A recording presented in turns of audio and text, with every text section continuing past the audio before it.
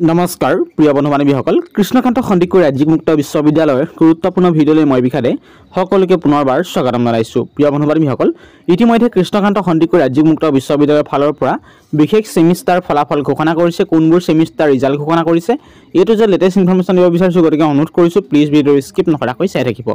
আৰু এইখিনি জনাই থব বিচাৰিছোঁ কৃষ্ণকান্ত সন্দিকৈ ৰাজ্যিক মুক্ত বিশ্ববিদ্যালয়ৰ বৰ্তমান যিটো নতুন ৱেবছাইট, এই নতুন ৱেবছাইট হোৱাৰ পৰা বৰ্তমান যি ৰিজাল্ট ঘোষণা কৰিবলৈ গৈ আছোঁ এইটোৱে হৈছে প্ৰথম ৰিজাল্ট। গতিকে প্ৰথম ৰিজাল্টটো কেনেকৈ চেক কৰিব এইটো যে ইনফৰমেশ্যন দিব বিচাৰোঁ, কাৰণ এই ৱেবছাইটটোৰ কাহিনীও কোনো ৰিজাল্ট চেক কৰি পোৱা নাই। গতিকে এই যিটো ৰঙা ৱেবছাইট নিশ্চয় দেখিছে এইটো বৰ্তমান নতুন এটা ৱেবছাইট হয়।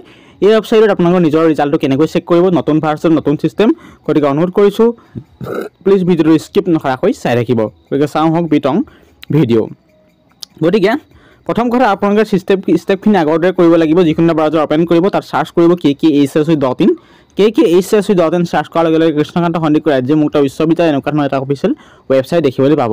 নিশ্চয় দেখিছে ডাইৰেক্ট আপুনি official website direct scroll down কৰিব, আপোনালোকে চিৰিয়েলি দেখিবলৈ পাব। যিহেতু মোবাইলটো মই ৰোটেট কৰি থৈছোঁ কাৰণে আপুনি কি কৰিব, লেণ্ডস্কেপ মোডত থাকিলে আপুনি ডাইৰেক্ট কি কৰিব, আপুনি নটিফিকেশ্যনত ডাইৰেক্ট ক্লিক কৰিব। মনত ৰাখিব কোনটোত ক্লিক কৰিব, ৰিজাল্ট চাবলৈ হ'লে নটিফিকেশ্যনত ক্লিক কৰিব। গতিকে নটিফিকেশ্যনত যেতিয়া ক্লিক কৰিব, নটিফিকেশ্যন ক্লিক কৰি দিয়াৰ লগে আপুনি বিভিন্ন ছেকশ্যনৰ ভিতৰত সোমাই পৰিব। গতিকে আমি যিহেতু ৰিজাল্ট চাম বাৰম্বাৰ কৈছোঁ, গতিকে ৰিজাল্টৰ ওপৰত এইটো প্ৰথমটো ভিডিঅ' বনাবলৈ চেষ্টা কৰিছোঁ কেনেকৈ এই ৱেবছাইটত চেক কৰিব। গতিকে প্লিজ ভিডিঅ'টো শেষলৈকে চাই থাকিব। ডাইৰেক্ট স্ক্ৰল ডাউন কৰি গৈ থাকিব। স্ক্ৰল ডাউন কৰি গৈ থাকোঁতে গুৰুত্বপূৰ্ণ কিছুমান অপশ্যন দেখাব, সেয়া হৈছে বিশেষকৈ আমাৰ ৰুটিন এণ্ড নটিছ। গতিকে কথাখিনি মনত ৰাখিব, নতুন ৱেবছাইট যিহেতু ৰুটিন এণ্ড নটিছত ক্লিক কৰিব। ৰুটিন এণ্ড নটিছত যেতিয়া ক্লিক কৰিব, ক্লিক কৰি দিয়াৰ লগে লগে আপুনি সেই ৰুটিন এণ্ড নটিছৰ ভিতৰত সোমাই পৰিব। তাতে আছে কমপ্লিট প্ৰচেছখিনি। নিশ্চয় দেখিছে ইতিমধ্যে আমি ৰিজাল্ট পৰ্টেলত আহি কৰিলোঁ, কিন্তু এইখিনি জনাই থব বিচাৰিছোঁ যদি ভিডিঅ'টো স্কিপ কৰি যদি আপুনি পুনৰ এইখিনি কাম কৰে কিন্তু ৰিজাল্টটো আপুনি ডাউনলোড কৰিব নোৱাৰে। এইখিনি জনাব বিচাৰিছোঁ কি ৰিজাল্ট ঘোষণা কৰিলে ইতিমধ্যে 2024 বৰ্ষ। ইতিমধ্যে ৰিজাল্ট ঘোষণা কৰিছে 2024 বৰ্ষৰ প্ৰথমটো ৰিজাল্ট ঘোষণা কৰিছে। এয়া হৈছে result BA second sem second cycle 2023 March 2024 ফলাফল ঘোষণা 8ত। গতিকে result BBA second sem second cycle 2023 new March 8, 2024 ফলাফল ঘোষণা। Result BCA second sem 2023 second cycle result ঘোষণা। BCom second sem 2023 second cycle ফলাফল ঘোষণা। ঠিক সেইদৰে ফলাফল ঘোষণা কৰিছে MA second sem second cycle 2023 ফলাফল ঘোষণা। তাৰিখ একে আছে March 8, 2024ত।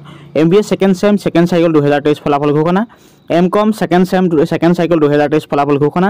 MSc IT second sem second cycle 2023 8 March 2024ত ফলাফল ঘোষণা। ঠিক সেইদৰে এইখিনি ফলাফল ঘোষণা কৰিছে ইতিমধ্যে। গতিকে কথা হ'ল যে আপোনালোকে নিজৰ ৰিজাল্টটো কেনেকৈ চেক কৰিব, মোৰ যিটো ডেমো ভিডিঅ' মই ডাইৰেক্ট ক্লিক কৰিছোঁ result BA second sem second cycle 2023ত। আপুনি যিটো কেণ্ডিডেট তাত ক্লিক কৰিব, মই জাষ্ট ডেমোৰ কাৰণে প্ৰথম লিংকটোৱে ক্লিক কৰিছোঁ BA ছেকেণ্ড চেম। যেতিয়া আপুনি ক্লিক কৰিব, ক্লিক কৰি দিয়াৰ লগে লগে সন্মুখত কি দেখিব, এতিয়াও ডাউনলোড হোৱা নাই আপোনালোকৰ নিজৰ মোবাইলত, সেই কথা মনত ৰাখিব। ডাইৰেক্ট পুনৰ স্ক্ৰল ডাউন কৰিব, নিশ্চয় দেখিছে routine and notice result BA second sem second cycle 2023। Simply কি কৰিব, ভিউ ফাইলত ক্লিক কৰিব।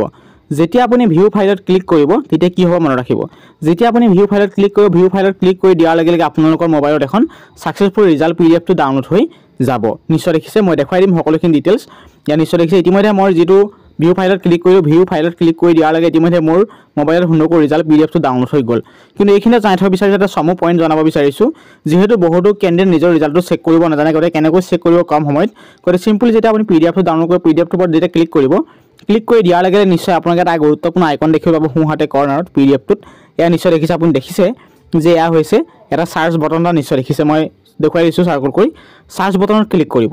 চাৰ্চ বটনত যেতিয়া ক্লিক কৰিব, ক্লিক কৰি আপুনি কি কৰিব, নিজৰ ইনৰলমেণ্ট নম্বৰ চাৰ্চ কৰিব। মোৰ যিহেতু কাৰো ইনৰলমেণ্ট নম্বৰ এভেইলেবল নাই, সেয়ে মই জাষ্ট কি আপোনাক দেখাবৰ কাৰণে মই ষ্টাডি চেণ্টাৰ কোড এটা মই চাৰ্চ কৰি দিছোঁ 1500।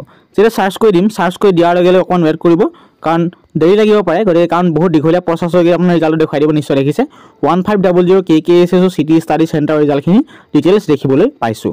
যদি মই আপোনাক পুনৰ এটা দেখাই দিব, আপুনি সহজতে ছেকেণ্ডৰ ৰিজাল্টটো চেক কৰিব পাৰিব। গতিকে ৰিজাল্ট PDF টো পাবলৈ হ'লে ভিডিঅ' ডেছক্ৰিপশ্যনত লিংক আছে, লিংকত ক্লিক কৰিলে আপোনাক কি দেখিবলৈ পাব, পুনৰ ৰিজাল্টটো দেখিবলৈ পাব, ৰিজাল্ট লিষ্টখন দেখিবলৈ পাব, কি ফলাফল ঘোষণা কৰিছে।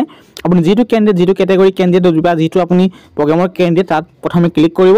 তাত যেতিয়া ক্লিক কৰিব, ক্লিক কৰি দিয়াৰ লগে লগে আপোনালোকৰ সন্মুখত কি দেখিবলৈ পাব, ভিউ ফাইল দেখিবলৈ পাব। যেতিয়ালৈকে ভিউ ফাইলত ক্লিক নকৰে তেতিয়ালৈকে আপোনালোকে নিজৰ ৰিজাল্টটো PDF টো ডাউনলোড নহয় নিজৰ মোবাইলত। গতিকে আপুনি ৰিজাল্টটো চেক কৰিবলৈ হ'লে কি কৰিব লাগিব, প্ৰথমে ৰিজাল্টটো ক্লিক কৰিব, যোনটো আপুনি প্ৰগ্ৰেমৰ তাত ক্লিক কৰিব। ক্লিক কৰি দিয়াৰ লগে লগে আপোনালোকৰ সন্মুখত কি ওলাব, ভিউ ফাইল ওলাব। ভিউ ফাইলত ক্লিক কৰিব, ভিউ ফাইল নিশ্চয় দেখিছে এনেদৰে ভিউ ফাইল ওলাব ভিউ ফাইলত যেতিয়ালৈকে ক্লিক নকৰে তেতিয়ালৈকে আপোনাৰ ৰিজাল্টটো নিজৰ মোবাইলত ডাউনলোড নহয় গতিকে সেইবাবে কি কৰিব লাগিব সেই প্ৰচেছখিনি ফ'ল' কৰি লাষ্টত ভিউ ফাইলত ক্লিক কৰিলে আপোনালোকৰ মোবাইলত সেকেন্ডৰ ৰিজাল্ট পিডিএফটো ডাউনলোড কৰি নিজৰ ৰিজাল্টটো যি প্ৰচেছৰ যোগেদি মই সাৰ্চ কৰিছিলোঁ সেই প্ৰচেছৰ যোগেদি আপুনি কম সময়তে নিজৰ ৰিজাল্টটো চেক কৰিব পাৰিব প্ৰিয় বন্ধু বান্ধৱীসকল এইটো আছিল গুৰুত্বপূৰ্ণ লেটেষ্ট ইনফৰমেশ্যনটো পালে অন্তত উপকৃত হৈছে নিশ্চয় ইনফৰমেশ্যনটো প্লিজ ভিডিঅ'টো বন্ধুসকলে শ্বেয়াৰ কৰিব আৰু লগতে আপোনালোকক বিশেষকৈ বাৰম্বাৰ ৰিকুৱেষ্ট কৰিছোঁ এই ইনফৰমেশ্যনখিনি বন্ধুসকলে শ্বেয়াৰ কৰিব কাৰণ এই ইনফৰমেশ্যন বহুতো কেনে নাজানে বা বিচাৰি পোৱা নাই কাৰণ প্লিজ ভিডিঅ'টো বন্ধুসকলে শ্বেয়াৰ কৰিব বুলি আশা ৰাখিলোঁ নতুন ভিডিঅ' লৈ অহাৰ প্ৰতিশ্ৰুতিৰে আজিৰ ভিডিঅ' ইয়াতে সামৰণি মাৰিছোঁ ধন্যবাদ